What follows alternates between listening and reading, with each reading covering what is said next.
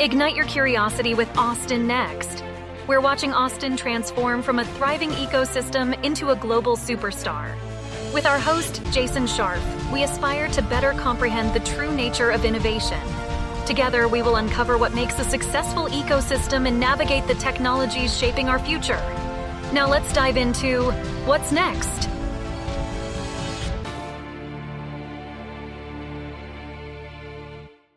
Today's podcast is sponsored by Austin Private Wealth, a registered investment advisor focused on fee-only financial planning and investment management.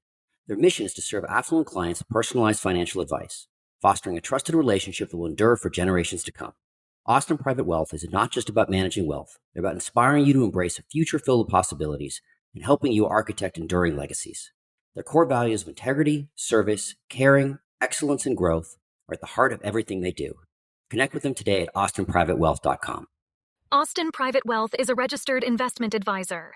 Advisory services are only offered to clients or prospective clients where Austin Private Wealth and its representatives are properly licensed or exempt from licensure. No advice may be rendered by Austin Private Wealth unless a client service agreement is in place. Investing involves risk and possible loss of principal capital. Please seek advice from a licensed professional. Lately, we've been talking and writing a lot about networking. Why is this so important to us? Well, people are social animals, and no matter how much we can get done remotely, we need a connection with other people. But just as important, networking groups are where the creative collisions happen. These collisions are critical to an innovation culture like Austin's. These collisions are often where we find our business ideas, our collaborators, and sometimes even our employees. So today we wanted to celebrate 3 organizations that foster great networking here in Central Texas. We start with Ambition in Motion. I interviewed Garrett Mintz, founder, about how his company builds a culture of trust and peer-to-peer learning. Well, we're joined by Garrett Mintz, founder of Ambition in Motion. Garrett, tell us a little bit about the organization. Hey, Michael. So Ambition in Motion, our vision is a world where the vast majority of people are excited to go to work. When they're there, their expectations meet reality. When they come home, they feel fulfilled. And everything we do works towards that outcome. And we believe it starts with leaders because at the end of the day, people don't quit jobs, they quit bosses. And so we have our executive mastermind group to equip leaders with the community to work through their challenges because being in a leadership role can be a lonely place. And we've got leaders from Fortune 500 companies to tech startups, construction, manufacturing, banking, healthcare, real estate, I mean, you name it. And even though technically the things that we do are very different and unique, the thing that brings us together is our drive to become better people leaders. How long have you been doing this? We started it in May of 2012. So the program originally started studying mentor relationships between college students and alumni. So our background is very much in industrial organizational psychology research. And so we grew what we were doing to a few hundred campuses, facilitated thousands of mentorships. And we started with this traditional model of saying, hey, you're a senior person, you're a junior person, you're both in the same field, connect them.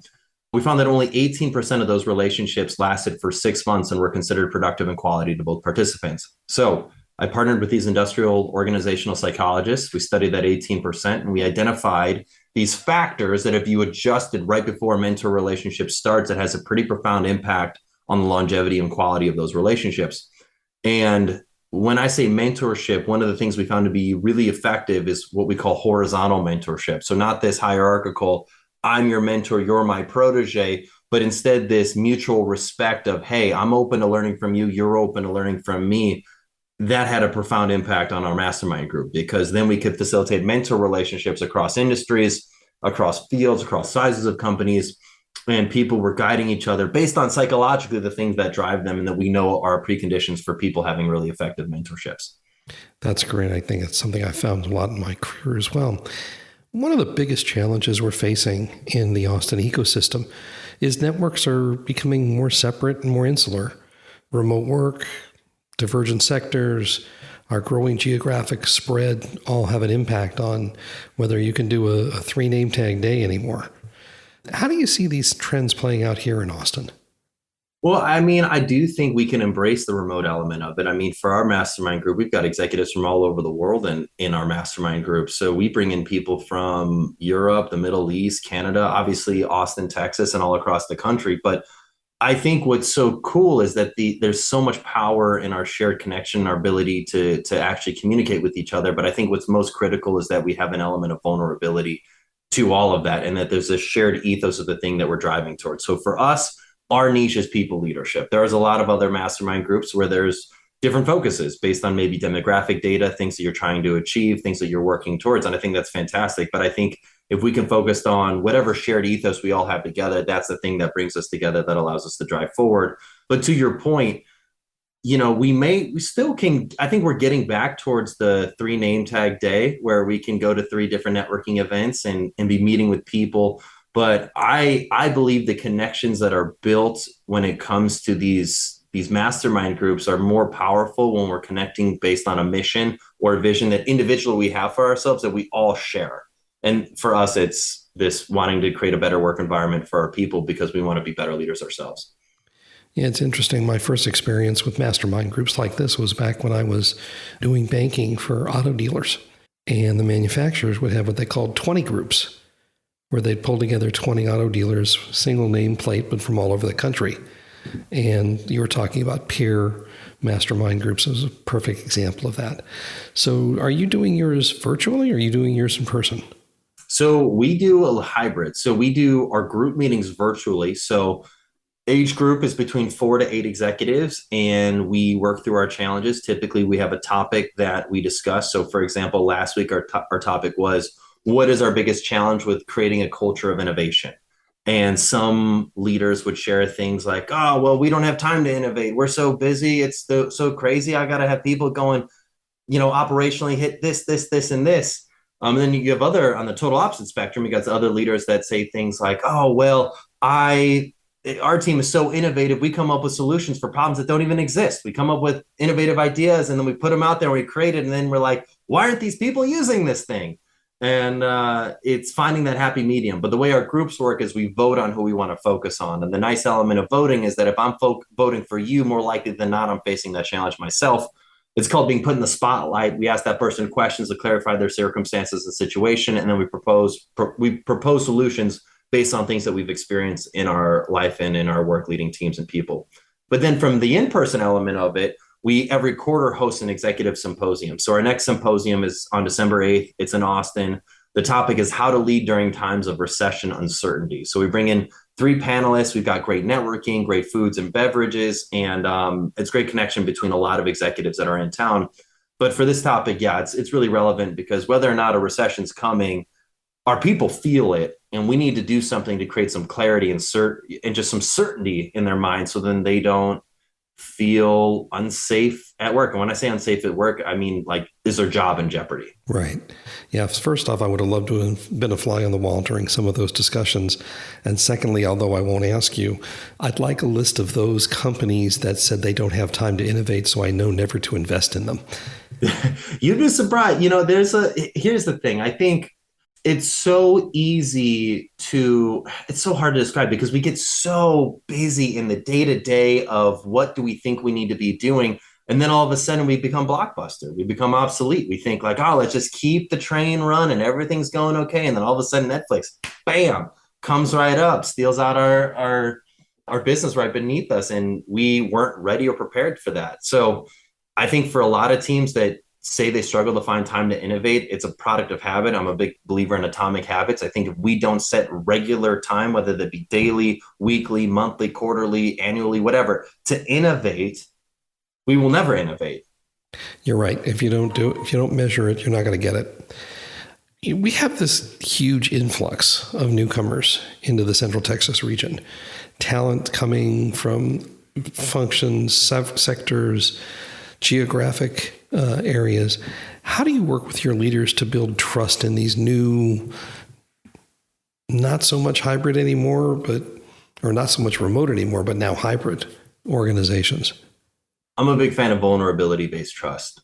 I believe that at the end of the day, for us to truly build strong bonds and rapport with people, you have to have an element of vulnerability there. Because if we can't be vulnerable with each other, I can't really help you because I've got no idea really what your challenges are because you aren't really sharing with me. So for us to really dive into deep conversations and really come up with solutions for the challenges that you're facing, you got to be willing to be vulnerable enough to own, I'm facing this thing and I don't necessarily have a solution for it. Sometimes a thing that I'll kind of weed executives out for our mastermind group, at least I'll ask them a few times, is I'll say, oh, what's the biggest challenge that you're facing? And they'll share a challenge that they had a year ago that they came up with a solution for. So it's not actually a challenge, but they've come to the reconciliation point of, oh, I'm okay with admitting I had this challenge. It's like, okay, that's cool and all, but what's the challenge you're facing now? Right.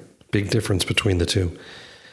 What do you see as the future for networking organizations? I think the 100-person happy hour is going to be a thing of the past, if not now, very soon. What do you see as the future for networking? I agree with you. I think the happy hour, just for the sake of being happy for an hour, is going to go away. I do think, though, that the power of having a topic and learning and education within that, I think there's going to be this hybrid education meets networking coming together. So it's not essentially a conference where you're committing for a weekend or for multiple days where you're going to be there all day. I don't think it's happy hour where you're just kind of there showing up, meeting people, shaking hands, saying, here's my business card, this is what I do. I think there's a hybrid to both of that. I think that there's going to be more of these educational meets networking elements where you get a little bit of both hand in hand, where people are coming to learn something as well as network. Because yeah, I just think that there's so much power in the knowledge that we have and can share with each other. I think one of the things that came from this remote evolution was the power of webinars, where so many thought experts and thought leaders could come share their wisdom with the community and people could learn from them. I think people are craving the in-person element of just being able to shake hands and meet with each other in person, but you don't want to just be pitched to. You don't want to just go to an event where you're meeting 15 other people that are pitching whatever thing that they're selling. You want to be building deep intentional bonds where you can align on something that you all are interested together. For us, it's all about leadership. So, yeah. Great. Garrett Mintz, founder, Ambition in Motion. Thanks very much for joining us on the Austin Next podcast. Thanks for having me, Michael. Next up, we have our good friend Jay Bousseau from the Austin Forum. The Austin Forum is unique amongst networking groups as its focus is on informing Austinites about leading-edge technology as much as it is about networking with others. We've been on the Austin Forum Upload and recommend it highly.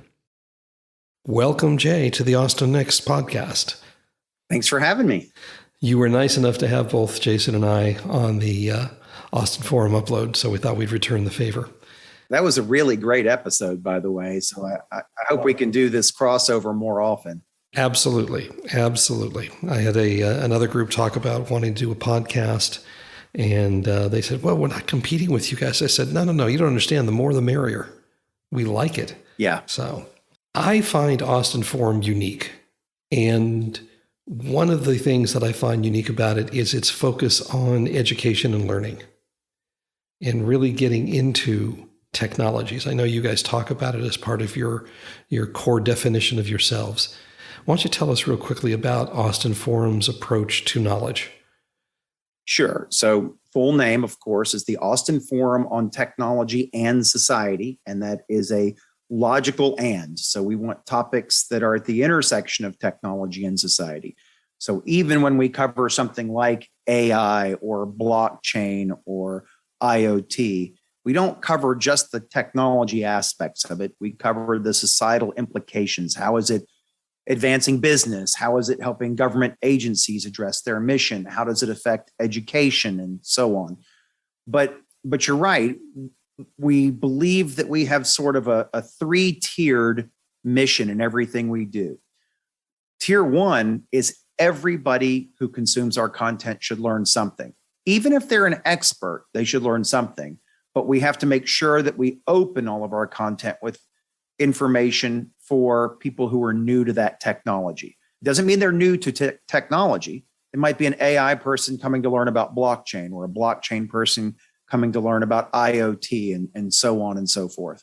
We want to make sure, though, that we're covering different technology areas. So whatever you're not expert in, you can figure out, do I need to gain some expertise in this? Does my company need to integrate more of this? Do we need to expand what we're doing in terms of diverse technologies that may be complementary together? So that's number one, is making sure everybody learned something. Number two is making sure that not only did they enjoy learning it that night, but that they are motivated to learn some more after the event. And we recognize some people come to our events or consume our podcasts mostly for educational entertainment.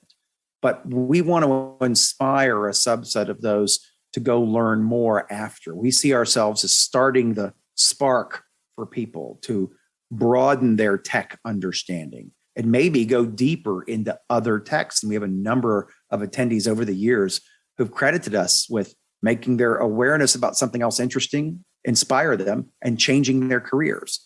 And the third level, which is really facilitated at the in-person events, is that connection that hopefully inspires collaboration and new innovation. So that's why we were very excited to bring back the in-person component to our big monthly event so that we could resume some of that in-person networking. Now, we fully embraced online. We stream everything we do. We want a big audience. The more people that learn, the better. But that third tier of forming those collaborations happens a little bit better, currently at least, with our in-person activities. So those are the three tiers. Everybody learn. Some of them desire to learn more, get engaged with people that are doing it, maybe find mentors, teachers, online resources, et cetera. And then another subset of that actually form collaborations that lead to new innovation. Well, you guys do both those in-person networking events at the library. And then, of course, there's the after party, if you will. That's always been fun, as well as the whiskey socials. So that's great. Talk to me about where you see networking in Austin. There's a lot of groups right now that are out there, and they're talking about networking. How do you see Austin Forum fitting in as far as these other groups? So I think that we attract a certain kind of person, not demographically constant. Our ages range from 20s to 80s of attendees. There might be a little bit of a peak in the 30s, 40s, and 50s for the people that are, decision makers or are looking to expand their company and trying to stay on top of the latest emerging technologies. But we're very, very diverse in age, diverse in gender, diverse in the technical background, what fields of technology people come from. The only place we're probably not very diverse is that virtually everybody has at least one degree that comes to these events. That's not a requirement. We just pitch our content towards people who like to learn. And a high percentage of those people have one or more degrees, although not by any means, and a degree is not required for our content, but a smart, curious, active mind is. And so we think our content draws those kinds of attendees, the ones that really think that they'll be better off individually or their company or their organization or their nonprofit if they are more tech savvy and understand more and sooner how technologies may change the way they live, work, play, et cetera. So I think that whereas I've been to other events in town that are more like we're all part of organization X or we're all in field Y, we bring a lot of very different people together that probably wouldn't have met otherwise. And they come to our events. And then we, as you mentioned, we have the networking event after the main event at Trifecta. And it's probably not surprising that free beer and whiskey and pizza stimulates conversation among people who might otherwise be shy. Well, creative collisions are what it's all about. That's exactly right. And I was inspired by South by Southwest Interactive for this, by the way. I always like things like TEDx that covers many topics, South by Interactive that covers many topics. But South by Interactive was not just an inspiration in diversity of tech programming, in how different technologies impact society, but also in the creative collisions that happen when you attended in person. You started this in 2006, if I have it right?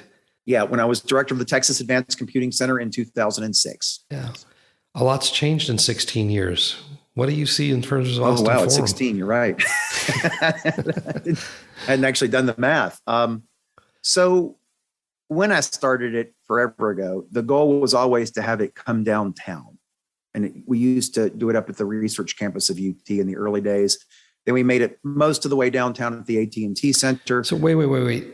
Hold on. When you say the research campus, you're talking about what's now the Domain, the Pickle campus there? The J.J. Pickle Research Campus, yes. Okay. The Domain is across the street. Yes. The JJ Pickle Research Campus has been there long before the domain.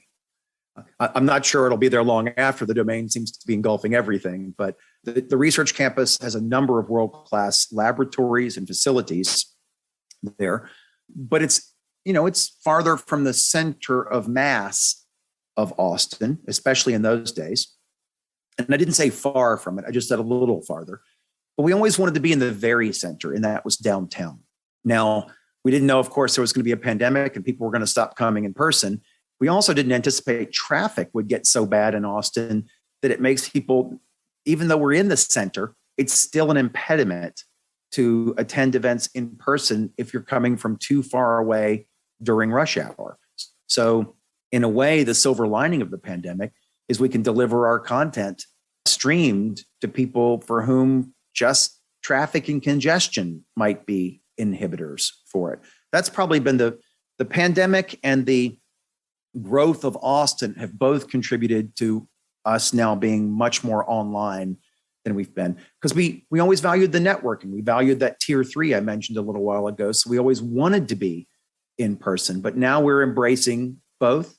We hope someday we'll be great at hybrid events. We'd love to be the very best at hybrid events, but still challenging, and not all the tools work the way they're supposed to all of the time. Indeed, it is hard. I have to tell you, your Austin Forum Upload, the podcast, part of the research we did to start this podcast was an episode that you guys did about 3 years ago on the future of Austin. And it was fun to listen to because you described a lot of things that were going to happen. What, of course, you couldn't realize at the time was the pandemic was on its way. And I remember listening to that podcast, and I just listened to it again probably about a month ago. And everything that you guys predicted that was going to be 5, 6, 7 years out has come to fruition in only 3 years, in large part because of the need to do, first off, we went from in-person to totally remote, now to hybrid events, and just the rapid influx of folks coming here into the Austin area. So we always ask this question, Jay, what's next, Austin? Well, now I feel like there's pressure since we got it right the last time, but You're my expert.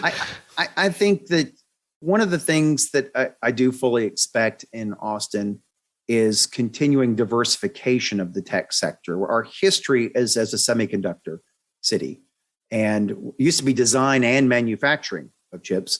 A lot of the manufacturing moved out, not all, but a lot. We're starting to see a resurgence of that, though. It's just happening. So semiconductor design, though, has always had a strong presence here since the beginning of our days as a tech city.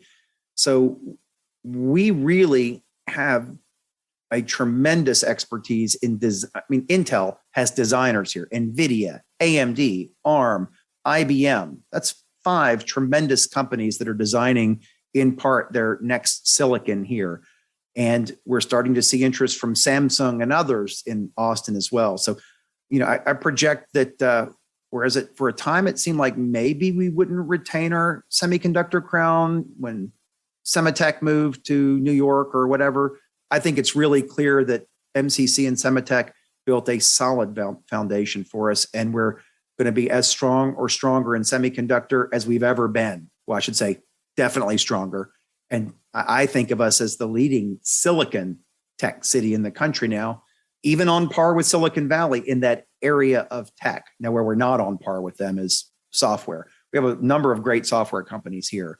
Many are small. We don't have too many of the large ones based here, although in the last several years, we've seen Google and Amazon and Facebook, now Meta, populate skyscrapers here and then populate second skyscrapers here. So we're starting to see a lot more of the software industry grow. And I think that's where a lot of the growth will be. And then the third area, and we covered it in the Austin Forum recently, is the health tech, med tech, biotech area. That has not happened as fast as I would have predicted. I thought it would happen even faster, and that was probably a bit naive. There's so many regulations. It's not like inventing a smartphone game, right? There's just so many hurdles to cross to deliver a great new health technology. And I think we're doing great. And organizations like BioAustin are helping with that. And you mentioned one to me before we began recording, MedTech Connect. And I'm certainly happy to see these. I do think it will happen. I think it's inevitable that our having a medical school finally and having a tremendous biological sciences set of departments at the University of Texas, plus this creative culture and this strong tech community, all that comes together. And I think maybe it's 5-10 years, but I think we really do become one of the leaders in biotech going forward. And then, of course, the last thing I never would have imagined was that Tesla would move here and SpaceX would move here. But we're clearly becoming a leader in space technology with Firefly here and SpaceX here and some others in and around Austin. So space tech, it looks like, is surprise. Austin's going to be a leader in space tech going forward too, probably. So that's pretty impressive. Yeah. EVs, space tech, 3D printed homes. We're lucky enough to have a real diverse base here in Austin. I think it has nothing but good things for us in the future. Jay Broussard, let's see, CEO and founder, president and founder. I forget what your title is. Founder and executive director of Austin Forum. Yes. Thank you so much for being on the Austin Next podcast. Thank you for having me. Finally, Jason talks to MedTech Connect. Their slogan is breaking silos to advance the MedTech ecosystem here in Central Texas. Jawad Ali leads this new group as they work to strengthen our nascent healthcare innovation ecosystem. So Jawad, tell us about your organization. What is really the mission and vision of Austin MedTech Connect? Thanks, Jason. So Austin MedTech Connect was formed to break the silos in the Central Texas region to create a digital MedTech superpower. There was a recent quote by Jim Breyer who said that the application of computation in healthcare and life sciences will be the financial and impact opportunity of this decade. And we see that this region has so many of the ingredients that are needed in this space. We not only have a lot of the engineers, software developers, investors, clinicians, small medtech companies, and a lot of CEOs and C-suite people from larger medtech companies. We also have a lot of the large tech companies. So we see Google, Meta, Amazon here, and we really feel like this creates really amazing combination of capabilities. And what's missing is that interconnectedness. During COVID, I met with probably 35 people across sectors, and I felt like they should all be connected with each other, but they really weren't. And so that's our goal, is to really catalyze this region's potential in the area of medical technology, focusing on the higher level technology and the software side. So, you and I have connected a lot offline, and we are definitely exploring the ecosystem here. There are already, before you formed, MedTech Connect, a lot of other life science, biosector, med device oriented networking groups. Really, why build another one? Why not just kind of go inside and, help out there? For sure. Yeah. And that's a great question. And I ask myself that question a lot. When I first started exploring the space, I do consulting in the MedTech field, and I wanted to be more connected. And I joined all the organizations, I met all the leaders, and I think they're all doing an amazing job. And we're not trying to compete with anybody. I don't think anybody has the specific mission that we have, which is to really connect all the different sectors for the digital medtech space. They all have a certain focus, whether it's on the academic side, whether it's on, more of the bio side, whether it's specifically for the industry side. I kind of wanted to play devil's advocate, and I wanted someone to tell me, actually, like, why don't you work with us to do this? Or we're already doing this, you just didn't know about it. And as I went about meeting with all these people, joining all the organizations, going to the events, I really felt like this need wasn't being addressed. I'm a full-time surgeon. I've got 2 little kids. I wasn't necessarily looking for something to do that wasn't going to be meaningful, but I really felt like, the potential of this region was being held back by all the siloing. And so that's why, we formed the organization. Yeah, those side gigs can become all-encompassing and all-consuming. So I definitely understand that. Yeah, you know how that is. Yeah, and something else, want to get it on air because you and I debate this all the time. So you said about, looking at connections in the digital medtech space. How are you defining that, and where are the boundary lines that you're putting in place? I know. So digital medtech, I don't know if people are using that term. I kind of came up with it. So what I'm defining it as is what people classically think of as medical technology, like orthopedic implants, surgical instruments, and then kind of the next generation of tech-enabled technology. I had a meeting with someone from Synchron today about their, Stentro device, which is a implantable brain device, and then all the way over to the They purely, actually beat Elon Musk into humans. yeah, yeah, no, pretty cool. And then all the way to the pure software device, like things like OR optimization and, digital patient engagement. And, that's just the beginning of it. So that's kind of how I define it. I know it's open to interpretation, and I'm happy to talk to other people about it. There's also the stuff more in the bio side, like using AI to generate like novel small molecules and stuff like that. So it's not super cleanly defined, but you gotta start somewhere. Yeah, and I think as the tool sets grow, they start to have the ability. That line becomes really blurred, right? As you said, synthetic biology, tech bio starts to kind of look the same as this kind of platform technology in the clinical space as well.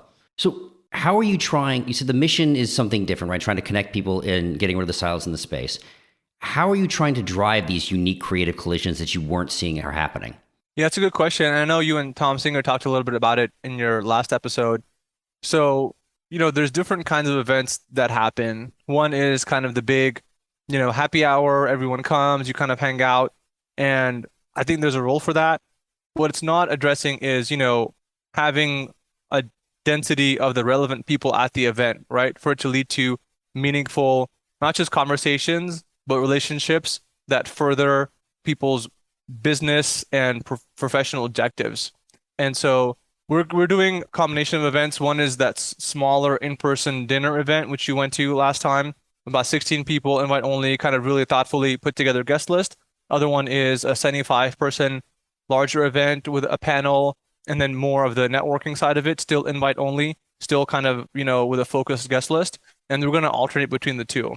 And then in addition to that, because in this day and age, I think in-person definitely has a role, but you have to have some kind of continuity online. And so we're building our online community that's going to be kind of a bespoke place that people can have conversations and then take those conversations into other areas. And we're going to have staff that'll help moderate and direct those online conversations. So that's something we're thinking about how to do. I'm looking for feedback on, what that could look like. Well, one of the things that I've seen recently, and what I really enjoyed about the discussion group that I attended through you guys, it was very much focused on ideas. Now, I'm not saying the transactional nature of like, hey, I need this, I'm looking for a job, or I need this kind of help or this kind of resource. But it was one of the few times where it really, and I know for us, the topic was, what does the ecosystem need, right? And I think the same thing as you're building out that, digital sphere, there's a place for the I need, I have, I want. There's also a place for the how do we drive that discussion of ideas. What was fascinating by having that, I think, idea driven, it was the most unique group that I had ever been to in terms of in the life science, right? You had actual clinicians there. You had sales reps from, large pharma and med tech companies. So it's very different than the like, well, I have services I want to sell you. It was like, oh no, but their perspective was something unique they kind of brought to the table. And so that I kind of appreciated very well.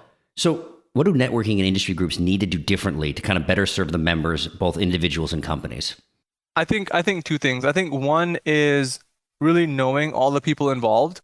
And I think in some sense, like being a clinician who's working in medtech is helpful in that, because I'll work pretty directly with a bunch of different categories of people, right? Whether it's healthcare leaders or salespeople and things like that, people that a lot of the other industry folks might not interact with. So I think that's one thing, is really knowing your audience in a deep level, like knowing like what their needs are, what they're trying to do. So that's the first thing. And I think secondly, I think is having a goal that's not transactional, like you mentioned, like I think a lot of organizations, their goal is to, whether it's to drive membership or whether it's to, make money through a conference, or whether it's through creating deals for themselves, or whether it's to, furthering the academic institution's mission, right? Which is similar, but not exactly aligned.